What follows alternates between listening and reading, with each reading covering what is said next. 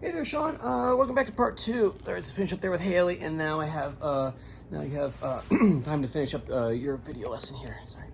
Cool, man. So before we left off last time, I think I just finished up. I wanted you to review the A and the E form, and then playing them in the key with G and C chords. But remember that from the last part. So let's continue on. So number four that I want to talk about last thing is Only in Dreams. I've written out the intro. The part I want to look at today is the intro lead riff that he does. I've written it out down here. I don't have the tab book that you have. But what I did was I based it off of what I found on the official version on Ultimate Guitar. I'm assuming it's correct. It sounds correct to me. And so we'll just roll with that. If there's discrepancies between the two versions, we'll sit down and listen to both and compare both sources and see which one is correct. In my experience, the Ultimate Guitar is pretty accurate most of the time.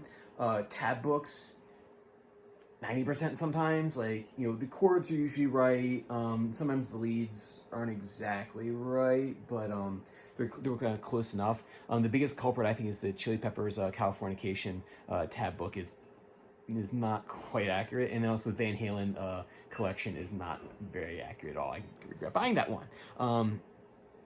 Only in Dreams. We'll talk about how it's played here, and then we'll look at your version. So to get to it, the rhythm of it. So it goes.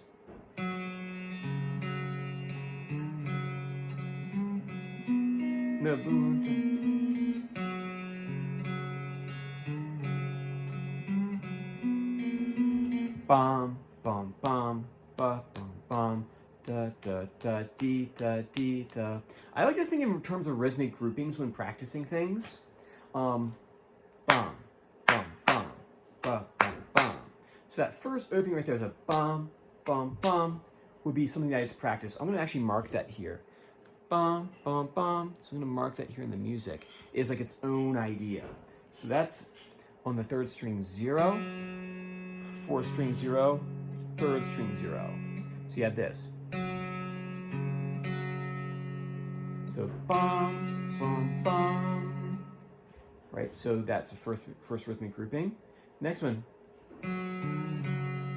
Now that right there, let's talk about that. So what he does there is he bends the first fret on the 4th string right here. I use my second finger, because if you try to bend with your first finger here, it takes a lot more effort. So the second finger, I find, is easier to pull down on. You can even use your first and second finger to help kind of yank that string down. We're trying to bend a half step, which means you're trying to bend it to this E right here. So you have...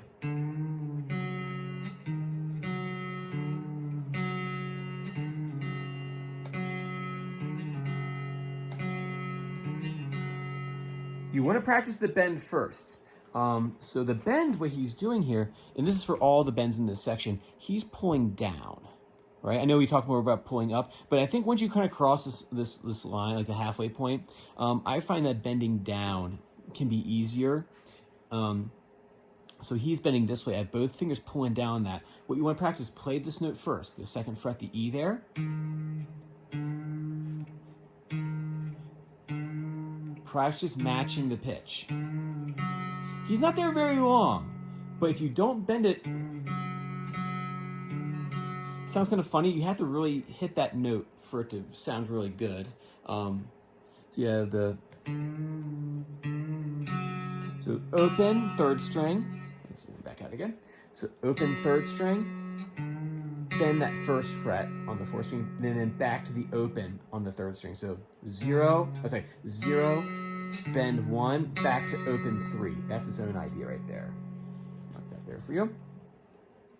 Next thing, 0, 6, and the 10. So here are the frets you're going to be playing. So 1, 6, 10. Practice going 1, 6, 10 on the 4th string.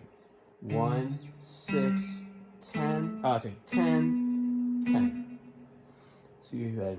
So it goes to 6, bend 6. You're bending to the 7th fret. What you're doing is, so you're aiming for this note here.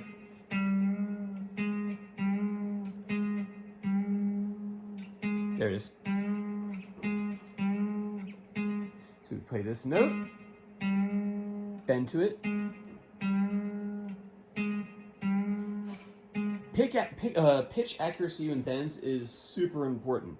Kind of what separates the men from the boys, I suppose, in terms of like playing the lead parts, making sure everything sounds clean, sounds professional. You can see actually how far that is.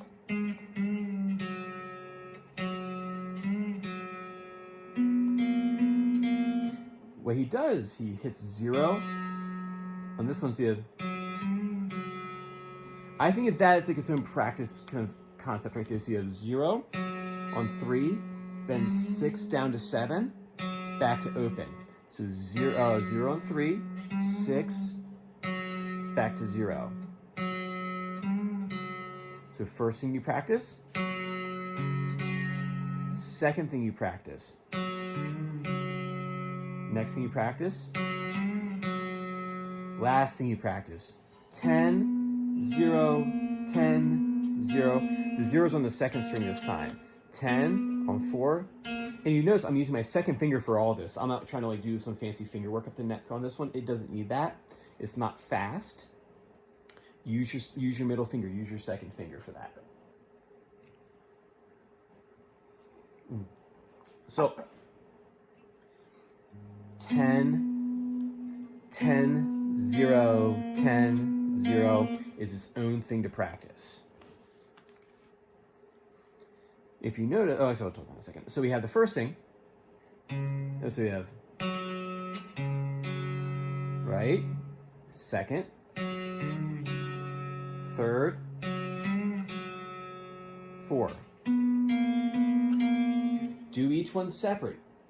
And then start combining when you get more comfortable. In the beginning, maybe this week, you just play each one of those 4 cells by itself, making sure you get the accurate bend in there, making sure that you can do that without... Notice that open string gets muted when you bend. That's okay. That's what probably he does too.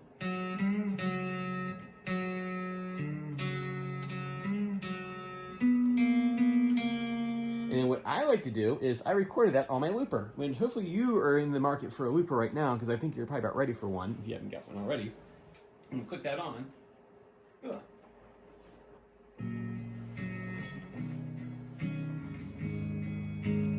When you get all comfortable on your finger.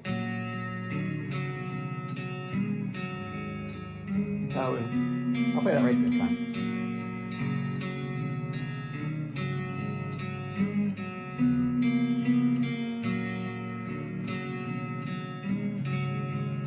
Sorry, I messed it up again. I'll play it right this time.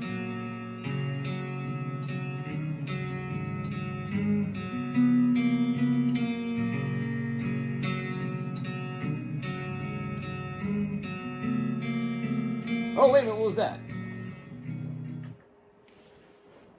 As I teach more bands and teach more like guitar music, and I come across different guitarists and their styles, I always find kind of like things in there that like they're kind of like they're what makes them unique, what sounds like them.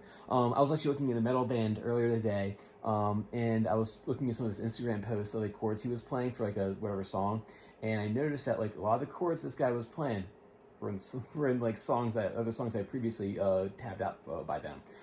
So it's like every guitarist has like their like niche, their things that they like to do when composing. Like Jimi Hendrix has his like Jimi Hendrix chord. He uses the pentatonic boxes. That's like what makes him like when I play Jimi Hendrix, I use that stuff. When I play like Mark Holcomb and I see like those chords there that he uses, right? I like to use those if I'm trying to sound like him and doing his like things like that. Using a lot of open strings, a lot of slides. If I want to sound like that guitar player, I'll use those techniques. And Weezer is no different. So if you listen here, I always think of like that. To me, sounds like Weezer, like that. I think we even stumbled upon it the other day. Remember like the Sweater song, like that. It's what's called a minor second. Right, it's also like a minor second using a campanella, is what he's doing there. Playing this note here. He could have done this, but he's doing it's the same notes. He's playing this one and then on an open string, so they clash, they overlap together. It's really kind of a neat effect. And so when I hear that sound, I think of Weezer because I can think of like the Sweater song, and it's in this one. So therefore, it's a technique he uses. So anyway, so if you notice here in the tab, what I've written out is that cells 1, 2, and 3 are the same. Right, I'm gonna mark that here on here. So cell 1, I'm just going through the paper. I should probably write on a book, a clipboard. It's useful. 1, 2, 3, and then cell 4. So 1, 2. Oh, I should write the numbers so that can get confusing. You can count. So here I've written out cell 1, 2, 3, and then 4. And I've also marked here cell 1, cell 2, cell 3, and then cell 4.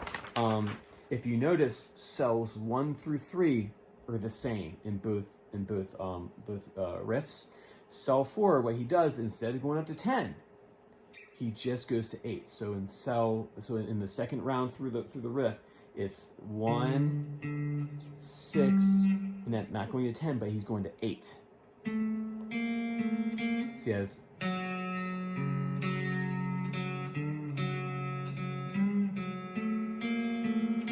Like I said before, practice smart. Practice cells 1, 2, 3, and then you'll have like the fourth cell from like the first grouping, and the fourth cell.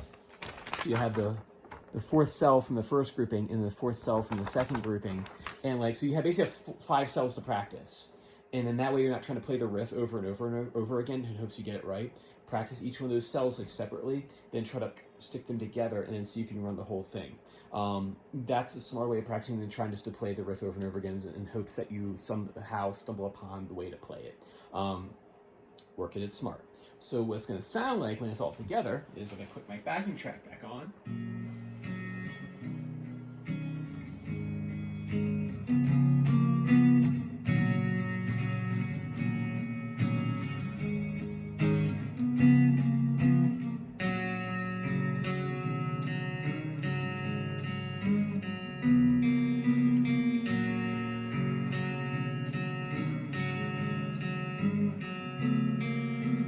Of that.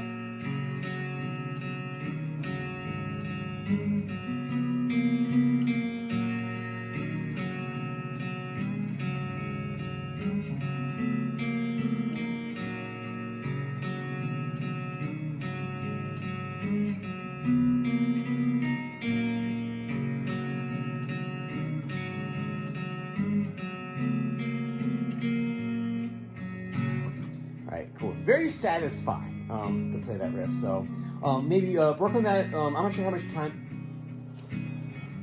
I'm not sure how much time you'll have to practice between when you get this video and then when you get back from your trip, and then when you see me again. But what we'll do next time is we'll try to start playing that together, so that we are one step closer towards your ultimate goal of this whole thing, which is to own a white falcon. Get this riff down. I think you played through most of the song, to be honest with you. It's just like some of the little leady parts. I think there's like that, but I can't remember. I think it was something like that that we'll look at next time too. So practice that. You have any questions about any of this stuff, don't hesitate to shoot me a message. You're not bothering me at all. I much rather spend 30 seconds of my life answering a question for you than for you to be frustrated all week. So cool, man. Have a great return flight back home, and I will see you next Saturday. Bye.